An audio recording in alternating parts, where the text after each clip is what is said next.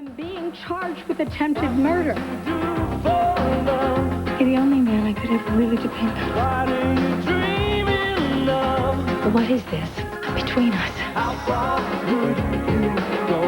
Soon I'll see my baby, and I'll know that she's okay. You can't save the baby, but you can save yourself. Now, please, say you do this. Let's get a doctor in here, somebody! All in the name of love. All my children. Brooke, darling, this is no time to take on the world single-handedly. You need your friends around you now. Now, if you and Edmund could just find some way to get back into one another's good graces, then you wouldn't have to face this awful ordeal alone. Edmund saved my life, Aunt Phoebe. I returned the favor. The debt is canceled. I don't have any right to expect anything more from him. I tried to use him. Don't you remember that? I blew any chance that we might have had, so Edmund is the last person that I can call on now.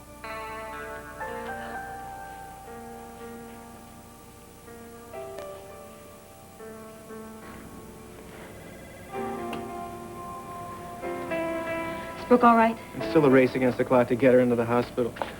Did Dixie tell you this is a matter of life and death? Yeah, she told me. She told me everything. I don't need anything from you. Just back off. Edmund, you and I don't have to say a word to each other. Just come back with me to the house. And then what? She's gonna welcome me with open arms. It's gonna be old home week. You know, the last time I saw Brooke, she was very, very upset at me. What do you think? Has it ever occurred to you that I just may do more harm than good? Huh? I think I'm the last person she wants to save her life. That may be so. But you're our only shot.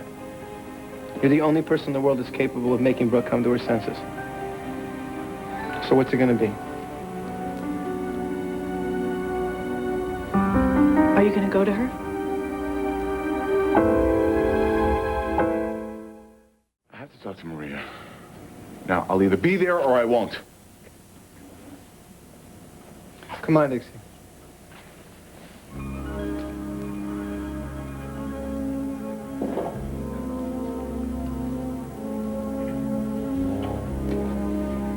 You know what they say? Lightning never strikes twice, right? No two snowflakes are ever alike, and I've actually been asked to save Brooke's life twice. What do you think the odds on that are? About 2 trillion to 1. But this isn't like the last time, though, is it? There's no quicksand, there's no cabin at Willow Lake, and there's no bearskin rug with a roaring fire. It's over with me and Brooke. And over. No, you know. You know it is. I just don't know what I can say. What I can do to help her. But if anybody I can. don't know. What can I say that hasn't already been Just said? think of something. Just something simple and straight from the heart. Do you want me to go?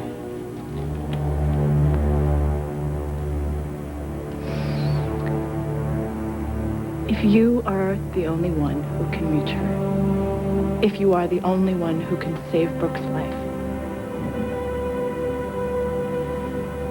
how could you not go to her? Nothing is forever. I'm not marriage vows. Edmund and I did have something for a while. It was basic. I mean, the foundation was honesty and respect, and there isn't any way that he can respect me now because I went to a court and I named him as my baby's father, and I didn't care if I hurt him.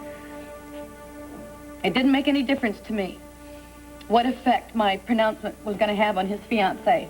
All I cared about was keeping my children safe from Tad. Well, under the circumstances. I lied, Aunt Phoebe. And then I asked Edmund to support my lie. I lost all respect for myself that day, and he lost his respect. I discussed him. Oh, nonsense. You acted out of fear. Tad had Jamie, and you were desperate. I was pathetic. You know, it would have served me right if Edmund had got up on that on that stand and vilified me in front of everybody, but he didn't do that. You know what he did? All he did was deny the paternity of this child. And then he defended me as being a wonderful mother, as being well-intentioned, and he pities me now. Edmund said that. No, but he's asked Maria to marry him because he wants to go on with his life with a woman that he can trust. Well, that doesn't preclude a friendship between you and Edmund. Listen, where is it written that ex-lovers have to be friends? Okay, in some cases, it's just not true. And that is our case.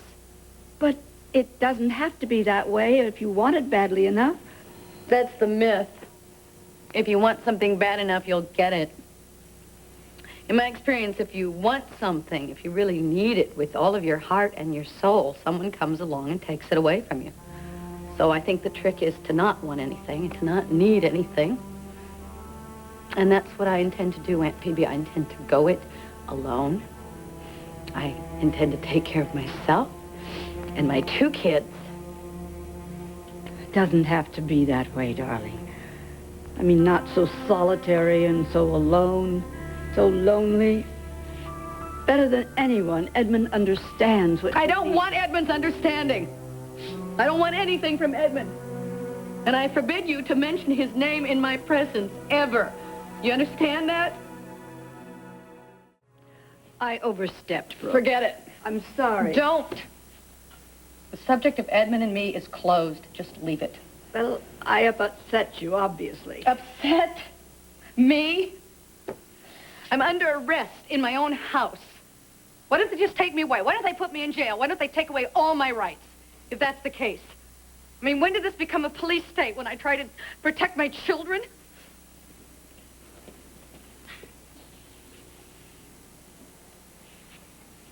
Tad's back. He brought her with him. His mistress has joined the pack.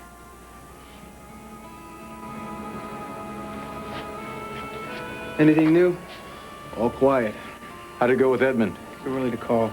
Didn't go well, though. What if he doesn't show up? We don't have any other options.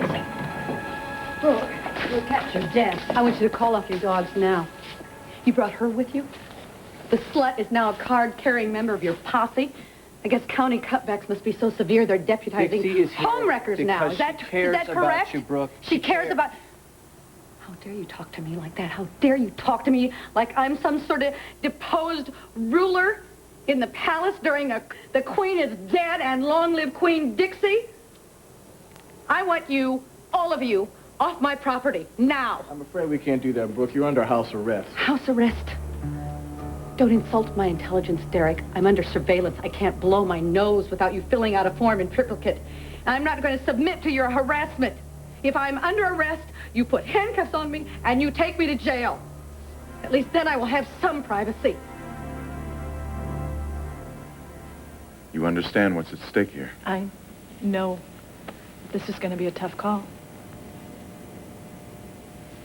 Maybe I can make this easier. You wanted to know if Brooke asked for you by name.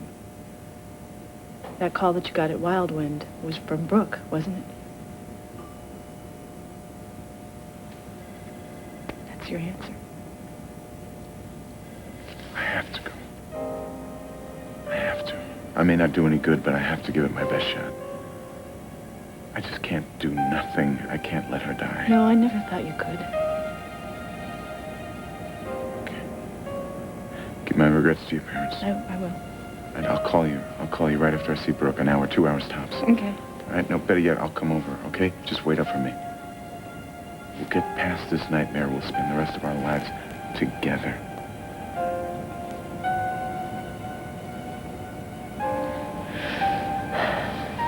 Goodbye, Edmund.